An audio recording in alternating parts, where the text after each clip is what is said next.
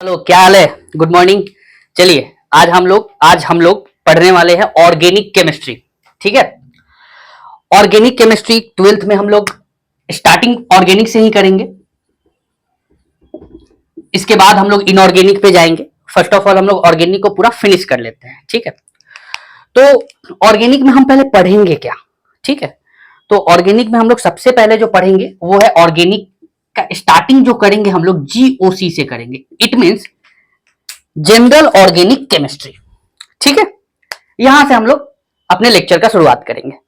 पहली बात यह है कि फर्स्ट ऑफ ऑल हम लोग ये जानेंगे कि ऑर्गेनिक कंपाउंड होते क्या है। ठीक है। उसके बाद पहले इसकी हिस्ट्री जान लेते हैं। उसके बाद पढ़ना ना थोड़ा आसान हो जाएगा। ठीक। उसके बाद एडवांस लेवल के क्वेश्चन को हम लोग सॉल्व करेंगे। जो भी प्रीवियस ईयर क्वेश्चन आए हैं, चाहे वो नीट में आए हैं, चाहे वो जेई में आए हैं, उन सब क्वेश्चन को हम लोग लेक्चर के बाद डील कर लेंगे। ठीक। चलिए आगे चलते हैं।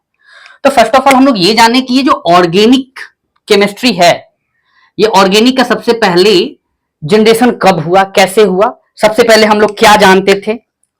तो अप्रोक्स 18th सेंचुरी, ये थोड़ी हिस्ट्री है, जान लीजिए। 18th सेंचुरी की बात है। एक साइंटिस्ट थे, कार्ल विल्हेम। ठीक है। इन्होंने ही सबसे पहले कुछ ऑर्गेनिक कंपाउंड को आइसोलेट किया था। कहां से किया था? लिविंग थिंग से किया था, एनिमल अदरवाइज प्लांट। ओके। तो सबसे पहले इन्होंने क्या किया था? ग्लिसरॉल को आइसोलेट कहां से किया था? From fatty acid. दिख रहा है ना आप लोग को? कहीं कोई प्रॉब्लम तो नहीं है दिखने में? तो कार्ल विल्हेम ने सबसे पहले ग्लिसरॉल आइसोलेट किया था फैटी एसिड से। वैसे ही ये सिलसिला बढ़ते गया। उसके बाद उन्होंने एसिटिक एसिड को साइट्रिक एसिड, एसिटिक एसिड अभी तुरंत इसके बाद ही हम बताएंगे। साइट्रिक एसिड इन्होंने आइसोलेट किया था फ्रॉम लेमन। ठीक है। लैक्टिक एसिड इसे आइसोलेट किया था उन्होंने मिल्क। यहां से इसकी हिस्ट्री, थोड़ी ऑर्गेनिक की हिस्ट्री स्टार्ट होती है। अब जब ये आइसोलेट कर रहे थे, ये देखिए, ये आपने इनको और भी नाम से जाना होगा जब आप क्लास 10th में पढ़ रहे होंगे तो इनको, या आप किसी कंपटीशन की तैयारी कर रहे होंगे तो ऑक्सीजन का डिस्कवरी किसने किया? यही है, कार्ल विल्हेम। ठीक है। ऑक्सीजन, क्लोरीन, मोलिबेडनम जो भी है, तो ये जो है ऑक्सीजन का डिस्कवरी करने के लिए भी ये जाने जाते हैं। ऑक्सीजन, कार्ल विल्हेम, आप लोग गूगल कर लीजिएगा, देखिए। बट कार्ल विल्हेम ना इसके नेम नहीं दे पाए थे। इसका नेमिंग किन्होंने किया था? इसका नेमिंग जो किया था वो लेवोजियर साहब किए थे। ठीक है। इन्हीं को हम क्या बोलते हैं? Father of modern chemistry. Father of modern chemistry.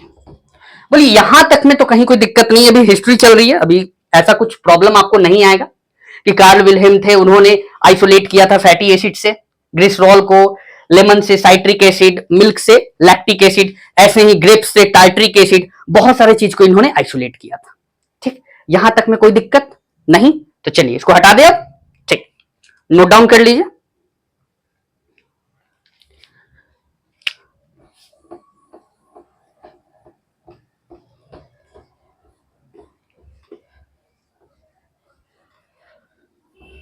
अब देखिए, कंपाउंड हम लोग अभी जो पढ़ रहे हैं, कंपाउंड इस ऑर्गेनिक में अब दो तरीके के, दो कैरेक्टर शो किया। एक जिसका लो मेल्टिंग पॉइंट हो एंड लो बॉइलिंग पॉइंट हो, एक ऐसा था कंपाउंड। दूसरा कंपाउंड मेरे पास जो, हम लोगों के पास जो मिला था, उसका था high melting point and high boiling point. तो हमने क्या बोला? हमने बोला कि ये जो है भैया ऑर्गेनिक कंपाउंड है, जिसका low melting point and boiling point होगा, वो कैसा कंपाउंड होगा? ऑर्गेनिक। ऑर्गेनिक कंपाउंड, और जिसके high melting and boiling point होंगे उसको हमने क्या नाम दिया, उसको हमने दिया इनऑर्गेनिक कंपाउंड, इनऑर्गेनिक कंपाउंड। यहां तक में बताइए कहीं कोई आप लोग को दिक्कत, कोई परेशानी?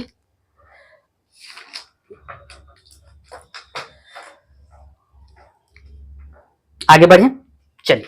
तो ये ऑर्गेनिक कंपाउंड, अभी अभी जस्ट मैं जब कार्ल विल्हेम की कहानी सुना रहा था तो वहां मैंने क्या बोला था कि ये आइसोलेट ये कहां से किया था, इनको ऑर्गेनिक कंपाउंड को हमने मेनली कहां से किया था, लिविंग थिंग से किया था। तो लिख लीजिए इसको, यहां पे मैं लिख देता हूं, क्या लिखिएगा,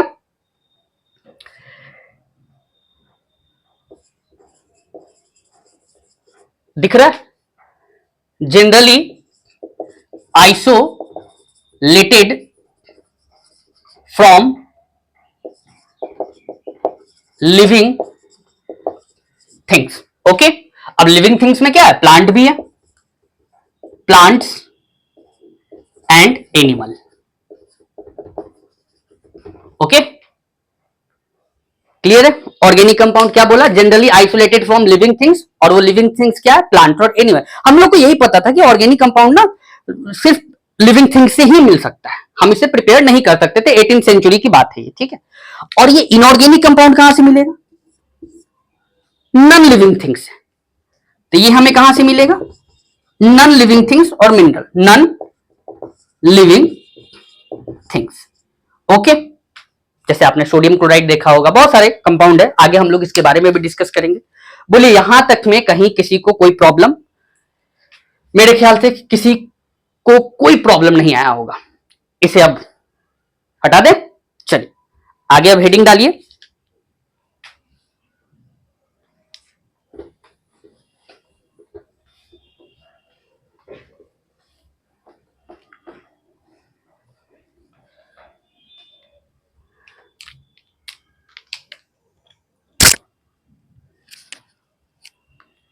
बर्जीलियस,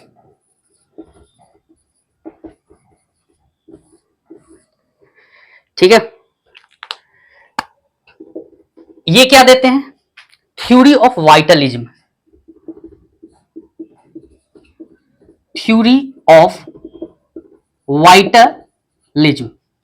ये क्या बताता है, थ्योरी ऑफ वाइटलिज्म, वर्जिलियस साहब ने क्या बताया था, इन्होंने बोला कि जितने भी ऑर्गेनिक कंपाउंड है ये एक वाइटल फोर्स से बना हुआ है, एक मिस्टीरियस फोर्स से बना हुआ है, इट मींस गॉड ने प्रिपेयर किया है, ठीक है, बात समझ में आई, एक मिस्टीरियस थिंग्स है जिसकी वजह से हमें ये मिल रहा है, इसे हम प्रिपेयर नहीं कर सकते हैं, क्लियर है? यही बात किसने बताई थी, बर्जिलियस साहब ने बताई थी। तो आप इसको नोट डाउन करेंगे,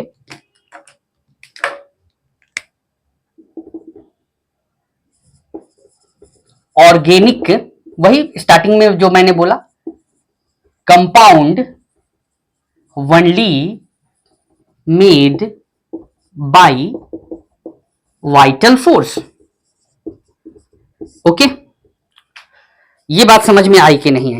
अब वाइटल फोर्स में अब बार बार लिखने की जरूरत तो नहीं है कि फ्रॉम लिविंग थिंग्स, या आपको कितनी बार मैंने लिखवा दिया कि लिविंग थिंग्स से ही मिलेगा। ओके, लेकिन इन्होंने जो सेकेंड लाइन बोला ना वो गलती कर दी है, वो ये बोल दिए कि इसे लैब में प्रिपेयर नहीं किया जा सकता। सेकेंड इन्होंने क्या बोला था कि इसे हम लैब में, किसी भी ऑर्गेनिक कंपाउंड को हम लैब में प्रिपेयर नहीं कर सकते हैं।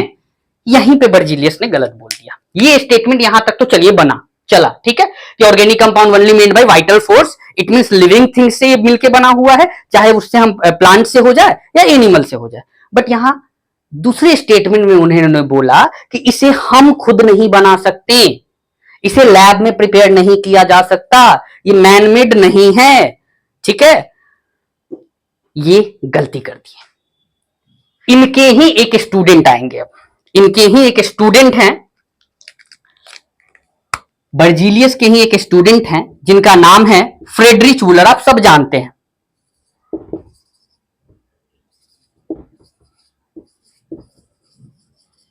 फ्रेडरिच वूलर 1828,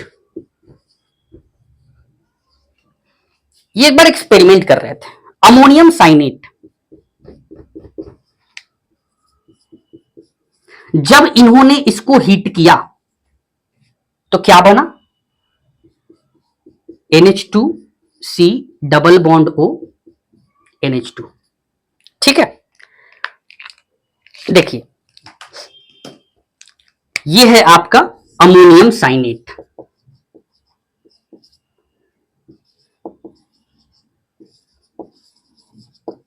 जब वुलर साहब ने इसको हीट किया तो बना क्या, यूरिया। अच्छा, ओके, समझ में आया। अब ये देखिए ये कौन सा कंपाउंड है, ये जो है ना इनऑर्गेनिक कंपाउंड है। इस बात को जरा नोट करिएगा, इनऑर्गेनिक, ये दिख रहा है, दिख रहा है, इनऑर्गेनिक कंपाउंड। ठीक है, और ये जो यूरिया बना ना इसे, ये है बाबू ऑर्गेनिक कंपाउंड, ऑर्गेनिक कंपाउंड। बोलिए, ये देखिए कितना बड़ा ड्रास्टिक चेंज होता है 1828 के बाद, जब से वुलर साहब क्या बनाते हैं भाई साहब, एक अमोनियम साइनेट को उन्होंने हीट किया, यूरिया बना। इट मींस इनऑर्गेनिक कंपाउंड से उन्होंने ऑर्गेनिक कंपाउंड बनाया। फर्स्ट टाइम लैब में कोई ऑर्गेनिक कंपाउंड प्रिपेयर किया जा रहा है। अब यहां से लग गए जितने भी केमिस्ट से, भैया आप तो लैब में प्रिपेयर कर सकते हैं, तो लैब में बनाना स्टार्ट हो गया।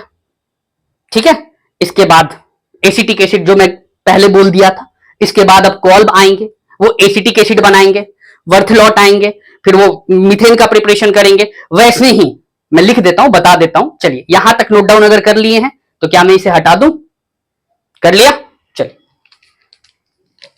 नहीं किए हैं तो इसको स्क्रीनशॉट लीजिए, उसके बाद इसको लिखिए। ठीक है, चलिए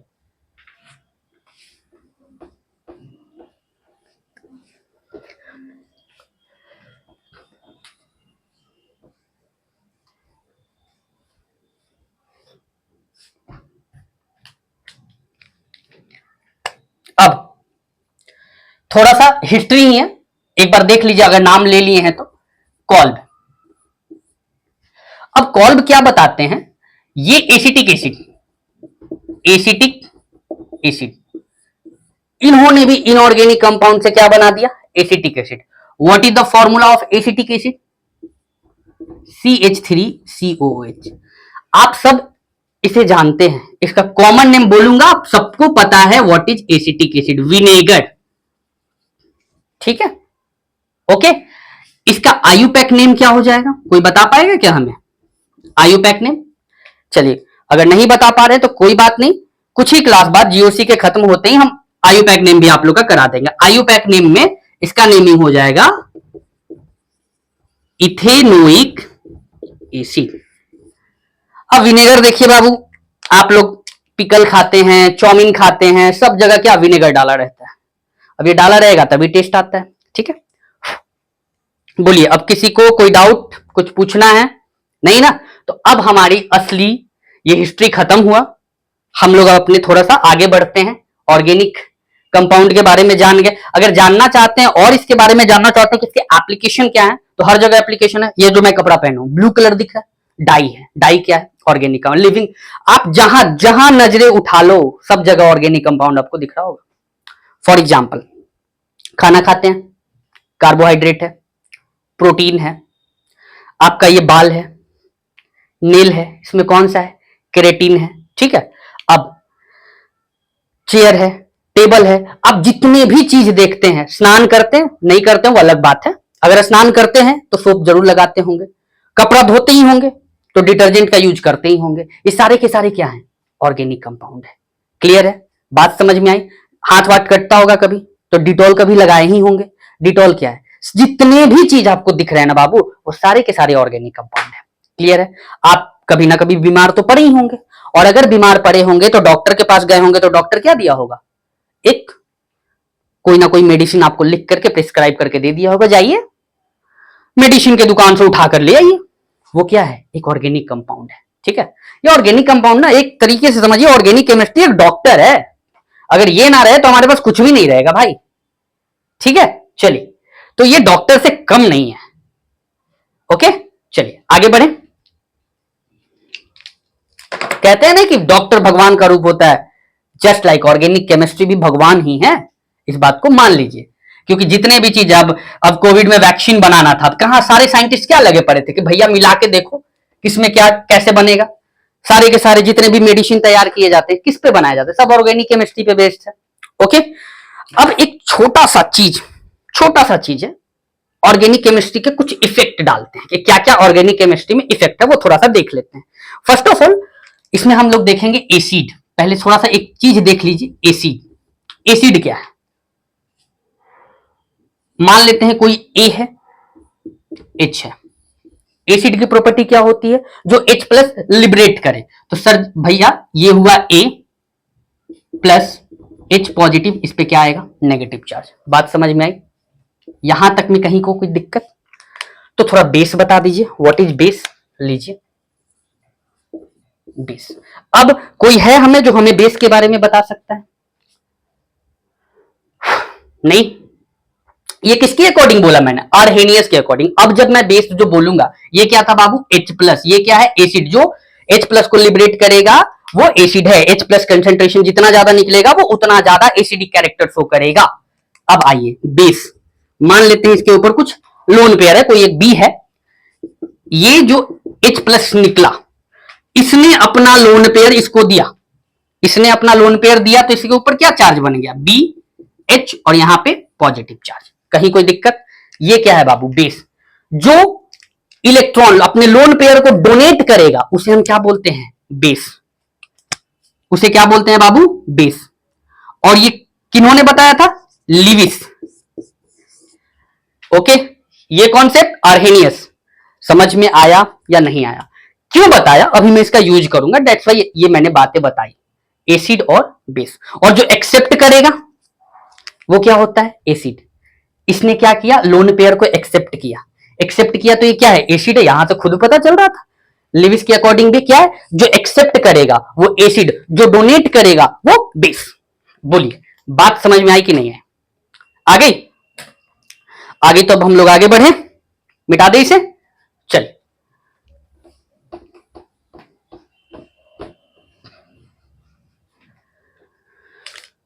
कुछ इफेक्ट्स हैं ऑर्गेनिक केमिस्ट्री में, वो देख लेते हैं। इफेक्ट, इफेक्ट जो हम लोग इस चैप्टर में पूरे जीओसी में पढ़ने वाले हैं, ठीक है। पहला लिखेंगे प्राइमरी इफेक्ट, दूसरा बाबू सेकेंडरी इफेक्ट, ठीक है। पहला क्या लिखा, प्राइमरी इफेक्ट, दूसरा क्या लिखा, सेकेंडरी इफेक्ट। यहां तक में कोई प्रॉब्लम नहीं। तो अब ये प्राइमरी इफेक्ट को हम लोग क्या बोलते हैं, इनऑर्गेनिक इफेक्ट भी बोलते हैं, इन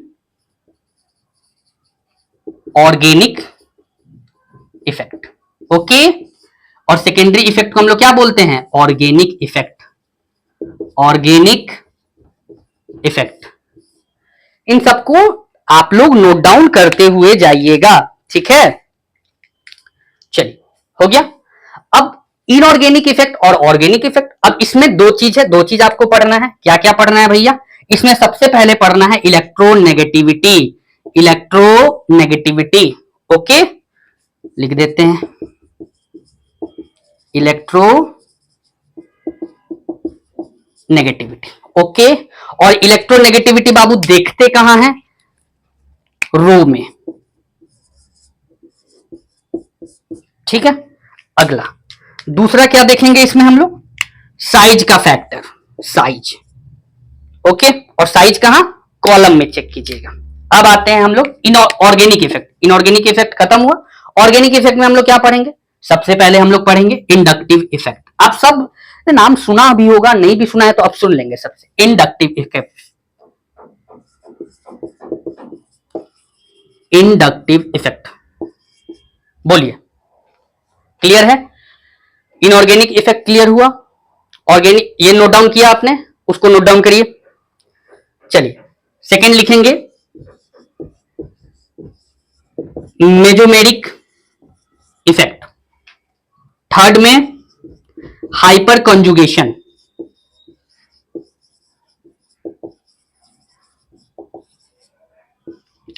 चलिए यहां तक में कहीं कोई दिक्कत, हाइपर कंजुगेशन तक कोई दिक्कत। उसके बाद क्या बच गया, रेजोनेंस।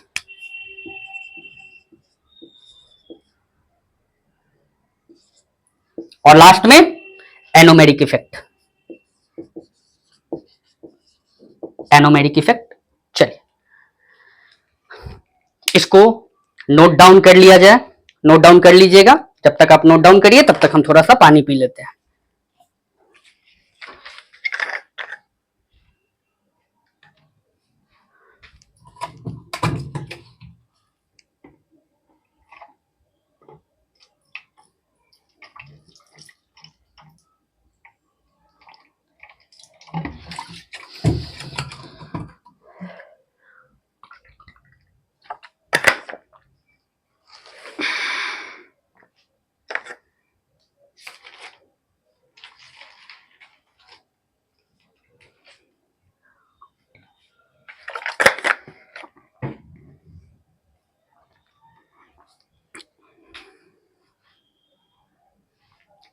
चलिए हो गया, नोट डाउन कर लिया आपने, हटा दें।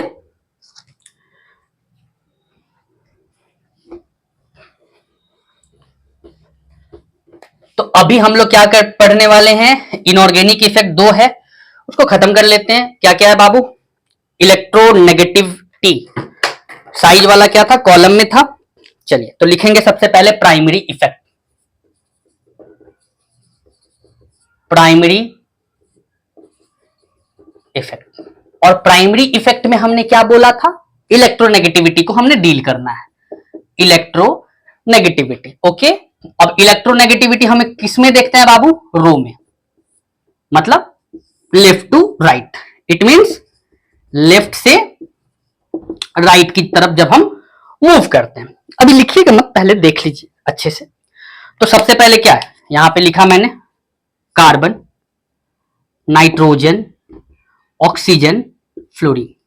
सबसे ज्यादा नेगेटिविटी किसमें है, इलेक्ट्रोनेगेटिव एलिमेंट सबसे ज्यादा कौन है भैया, फ्लोरीन, फिर ऑक्सीजन, उसके बाद नाइट्रोजन, उसके बाद कार्बन।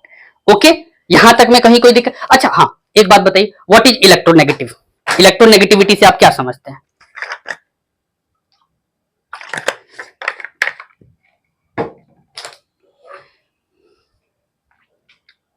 लिखिए, the tendency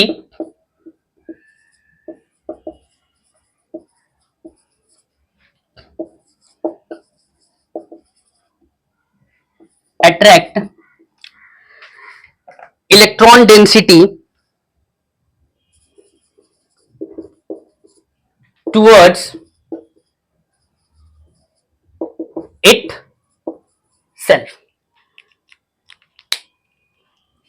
The tendency to attract electron density toward itself is known as electronegativity. लिख लीजिएगा। चलिए, यही है इलेक्ट्रोनेगेटिविटी का कॉन्सेप्ट, कि क्या करेगा, इसका टेंडेंसी होता है इलेक्ट्रॉन डेंसिटी को अपनी तरफ अट्रैक्ट करने का। तो फ्लोरीन की टेंडेंसी क्या है, ज्यादा है। इसकी इलेक्ट्रोनेगेटिविटी अगर कोई पूछ दे कितनी होती है, तो पूरे पीरियोडिक टेबल में सबसे ज्यादा होती है, और कितनी होती है, 4। ठीक है, जब आपको इनऑर्गेनिक केमिस्ट्री पढ़ाऊंगा तो उसमें बड़े अच्छे से इसके बारे में और भी डील कर दूंगा। यहां हमको जितना जरूरत है ऑर्गेनिक में पढ़ने के लिए, हम लोग बड़ा स्वार्थी है भैया।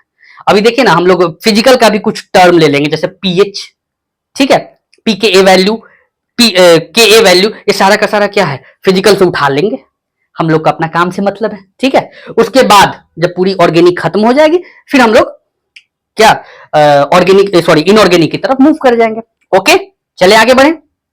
अब देखिए, तो ये पढ़ने का मतलब क्या हुआ कि सर लेफ्ट टू राइट गए तो हमारा क्या बढ़ा, इलेक्ट्रोनेगेटिविटी इंक्रीज हुआ। चलिए लिख देते हैं यहाँ पे, जो जो चीज आपको लग रहा है वो लिखते जाइए। यहाँ पे क्या बढ़ा सर, इलेक्ट्रोनेगेटिविटी इंक्रीज हुई।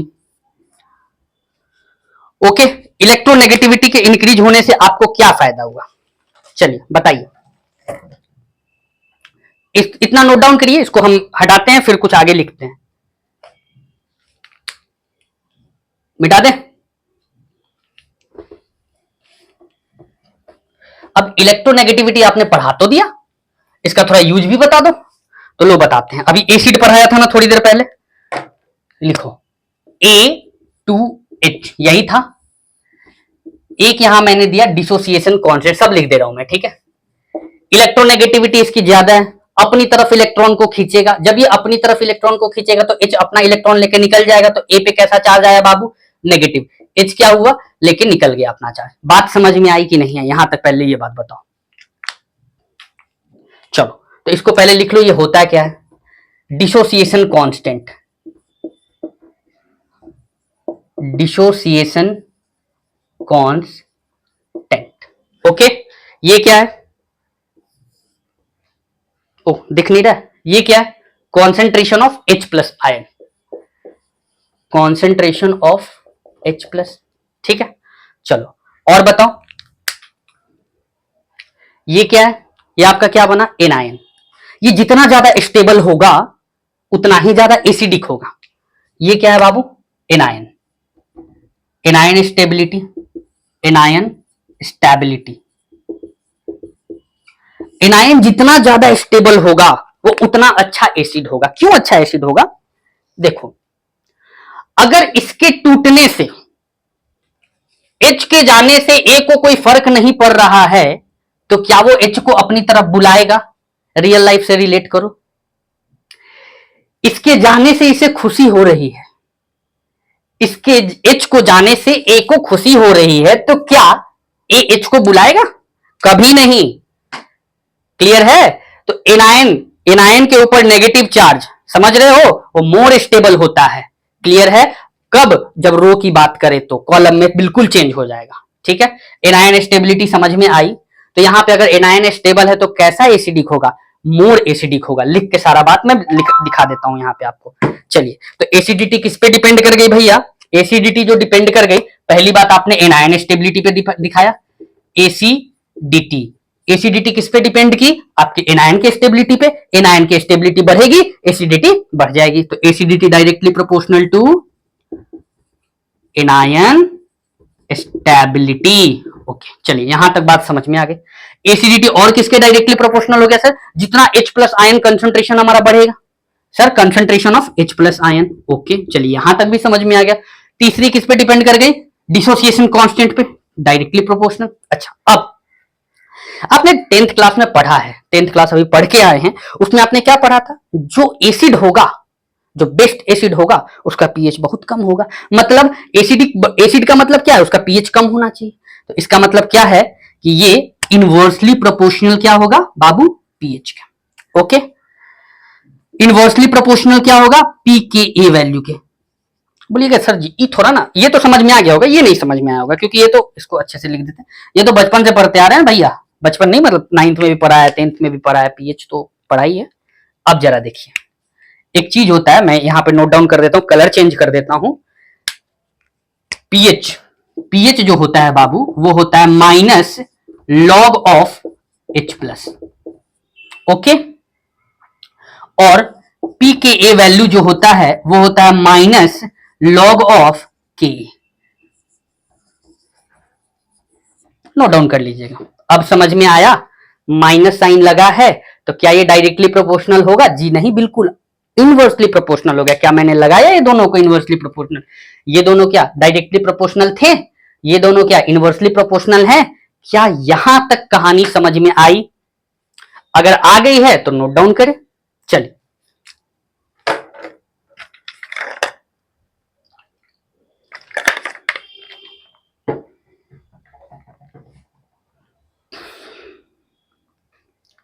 चलिए हो गया।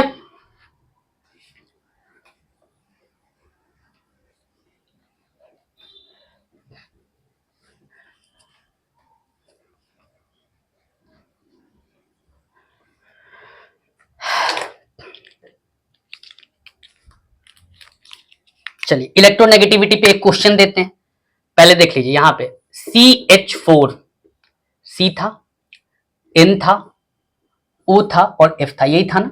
अगला दिया मैंने NH3, अगला हो गया बाबू H2O, इसका हाइड्राइड HF। क्लियर है, पूछेगा which one is more acidic, देखिए कैसे होगा। तो आपको पता है कि सर जिसकी ज्यादा इलेक्ट्रोनेगेटिविटी होगी वो ज्यादा एसिडिक होगा। चेक कर लेते, किस में बात कर रहे हैं बाबू, रो में बात कर रहे हैं, कॉलम की बात हम अभी नहीं कर रहे हैं, साइज फैक्टर की बात अभी हम नहीं कर रहे हैं, साइज में कॉलम में हम लोग आ जाएंगे। अब देखिए इसको ब्रेक करेंगे तो क्या आएगा, CH3 negative plus H positive, colour change कर दे रहे हैं ताकि आप लोग को देखने में अच्छा लगे। NH3 है ना, तो इसको लिखा NH2 negative plus H positive water, OH negative H positive HF, F negative H positive. ठीक है, अब सबसे ज्यादा कौन सा एनायन स्टेबल है भैया, ये F नेगेटिव। अगर ये स्टेबल है तो ये क्या होगा, सबसे ज्यादा एसिडिक होगा। अगर ये सबसे ज्यादा एसिडिक होगा तो इसके मतलब ये क्या होगा, इसकी पीएच क्या होगी, कम होगी। H प्लस कंसंट्रेशन क्या होगा, ज्यादा होगा। उन सबको यहां पे लिख लीजिए ताकि कभी आपको प्रॉब्लम ना हो। लिखिए, लेफ्ट टू राइट जब मैंने बढ़ा इसमें तो क्या देखा कि इलेक्ट्रोनेगेटिविटी इंक्रीज हुई। इलेक्ट्रोनेगेटिविटी के इंक्रीज होने से हमने क्या देखा कि यहां पे H प्लस आयन का कॉन्सेंट्रेशन क्या हो गया बाबू, बढ़ गया। H प्लस के कॉन्सेंट्रेशन के बढ़ने से आपने क्या देखा कि यहां से पीएच जो है, पीएच इसका क्या हो गया, डिक्रीज हो गया। आपने और क्या देखा, के पहले पढ़ाया था ना, के डिसोसिएशन कांस्टेंट, ये क्या हुआ, इंक्रीज हो गया। पी के ए वैल्यू क्या हो गया बाबू, पी के ए वैल्यू क्या हो गया, डिक्रीज हो गया। ये बात समझ में आया कि नहीं आया। एसिडिटी, अब एसिडिटी क्या हुआ, लिख लो, एसिडिटी क्या हो गया, इंक्रीज। बोलो पूरी कहानी समझ में आई कि नहीं आई।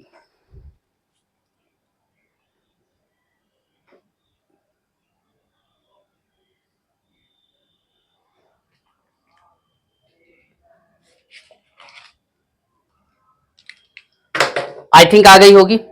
अब इसे हम हटा दें, चलिए।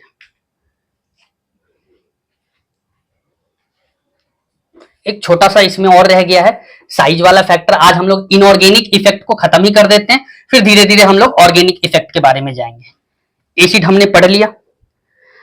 बेस, बेस क्या होता है भाई, जिसमें डोनर लिख लीजिए नहीं तो फिर कहिएगा कि वो छोड़ दिए। बी नेगेटिव था, H पॉजिटिव था, क्या यही था।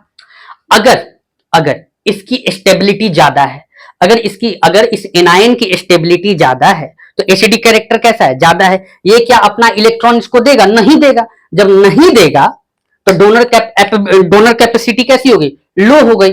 और जब डोनर एबिलिटी ही लो हो गई, और लिविस साहब क्या बोले थे कि जो लोन पेयर डोनेट करेगा वो बेस्ट क्या है, बेस है। जब ये डोनेट ही नहीं करेगा तो कैसा बेस होगा, वीक बेस होगा। तो चलिए लिखिए बेसिसिटी कैसे डिपेंड करता है। चलिए ये हो गया बी एंड एच, तो मैं यहां लिख सकता हूं बेसिसिटी। बताइए तो बेसिसिटी के बारे में क्या लिखेंगे, basicity directly proportional two donor ability.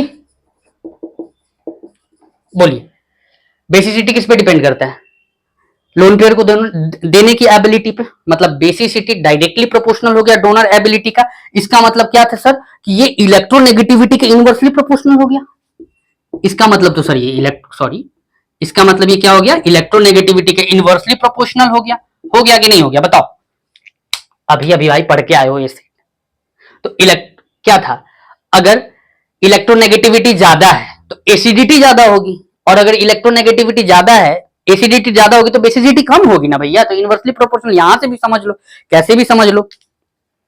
Clear है। अब वही वाला एग्जांपल ले लेते हैं, अगर दिक्कत अभी भी हो रहा है आप लोग को तो लीजिए। CH3 नेगेटिव, और क्या था, उसके बाद NH2 नेगेटिव था, उसके बाद क्या था, OH नेगेटिव था, फिर क्या था, F नेगेटिव था। तो जब आप लेफ्ट टू राइट गए तो क्या था, इलेक्ट्रोनेगेटिविटी इंक्रीज हुआ था। जब इलेक्ट्रोनेगेटिविटी इंक्रीज हुआ इसका मतलब सर डोनर एबिलिटी डिक्रीज हुआ। डोनर एबिलिटी क्या हुआ, डिक्रीज हुआ। ये बात बताइए, ये बात आपको समझ में आई कि नहीं है। आगे जब इलेक्ट्रोनेगेटिविटी इंक्रीज हुआ तो डोनर एबिलिटी डिक्रीज हुआ, और जब डोनर एबिलिटी डिक्रीज हुआ इसका मतलब क्या हुआ, बेसिसिटी डिक्रीज हुआ, क्योंकि ये डायरेक्टली प्रोपोर्शनल है सर।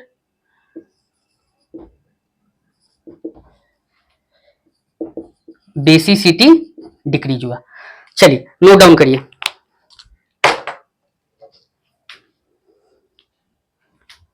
हो गया, चलिए आगे बढ़ते हैं। थोड़ा सा एकदम थोड़ा सा टॉपिक रह गया वो साइज वाला फैक्टर, उसको भी कर लेते हैं। और आज फिनिश कर लेते हैं क्या, इनऑर्गेनिक इफेक्ट। चलिए अब देखिए, अब हम लोग को किस में देखना है, कॉलम में देखना है। रो में हमने देख लिया, ठीक है, कॉलम में देखना है। तो HF, HCl, HBr, HI, ये है। अब इसमें पूछेगा which one is more acidic in nature, कैसे बताएंगे? तो लीजिए पहले सर इसको भी ब्रेक कर लीजिए ना, लीजिए ब्रेक किया मैंने। H plus F negative, H plus Cl negative, H plus Br negative, H plus I negative, ठीक है। अब जब आप टॉप टू बॉटम जाएंगे, जब आप टॉप टू बॉटम जाएंगे, साइज क्या होता है, इंक्रीज होता है। साइज क्या हो गया बाबू, साइज क्या हुआ, इंक्रीज। इंक्रीज क्यों हुआ, क्योंकि fluorine, chlorine, bromine, iodine, number of shells बढ़ेंगे। नंबर ऑफ सेल्स के बढ़ने से हमारा साइज क्या होगा, साइज क्या होगा, इंक्रीज होगा। बोलिए यहां तक में कहीं कोई दिक्कत, साइज इंक्रीज होगा। अब अगर साइज इंक्रीज होगा तो बॉन्ड लेंथ क्या होगा, सर साइज इंक्रीज हुआ, मान लेते हैं साइज इतना था, साइज यहां से यहां हो गया, तो बॉन्ड लेंथ क्या हुआ, इंक्रीज हुआ। तो इसका मतलब सर बॉन्ड लेंथ भी क्या होगा, इंक्रीज होगा। और अगर बॉन्ड लेंथ इंक्रीज होगा तो उसमें क्या होगा, उसका बॉन्ड स्ट्रेंथ डिक्रीज हो जाएगा। इसका मतलब यह हुआ कि टॉप टू बॉटम जाने से बॉन्ड स्ट्रेंथ क्या हुआ, बॉन्ड स्ट्रेंथ क्या हुआ, ये आपका डिक्रीज हो जाएगा। ये बात समझ में आई कि नहीं आई, कि जैसे टॉप टू बॉटम है, साइज इंक्रीज हुआ, साइज इंक्रीज होने से बॉन्ड लेंथ इंक्रीज हुआ, ठीक है। बॉन्ड लेंथ इंक्रीज हुआ तो बॉन्ड स्ट्रेंथ क्या होगा, डिक्रीज हो जाएगा। समझा देते हैं, अगर अभी भी नहीं समझ में आया तो हम और अच्छे से समझा देते हैं। चलिए देखिए भैया, हाइड्रोजन का साइज तो सेम रहेगा, चेक करो, लगा बना लिया मैंने हाइड्रोजन, हाइड्रोजन का साइज तो सेम रहेगा। चेंज क्या हो रहा है, फ्लोरीन, क्लोरीन, ब्रोमीन, आयोडीन, ये लो फ्लोरीन का ऐसा साइज होगा मान लेते हैं, क्लोरीन का उससे बड़ा साइज होगा, ब्रोमीन का उससे भी बड़ा साइज होगा, और आयोडीन का उससे भी बड़ा साइज होगा। होगा कि नहीं होगा, होगा। चलो ये क्या है, बॉन्ड लेंथ, देखो तो बॉन्ड लेंथ बढ़ते जा रहा है, और जब बॉन्ड लेंथ बढ़ते जाएगा तो बॉन्ड स्ट्रेंथ क्या होगा, टूट जाएगा, ये इसको उतना होल्ड ही नहीं कर पाएगा। ये समझ में आया कि नहीं आया, ये बात को बताओ। और अगर ये जल्दी टूट जाएगा, जल्दी H प्लस दे देगा, टूट जाएगा तुरंत ही, तो ये सबसे बेस्ट एसिडिक हुआ। तो ये सबसे अच्छा एसिड कौन हुआ, अगर ये वीक बॉन्ड है तो ये क्या हुआ, एसिडिक कैरेक्टर इसका क्या हुआ, बेस्ट एसिड। लिख लो यहाँ पे बेस्ट एसिड।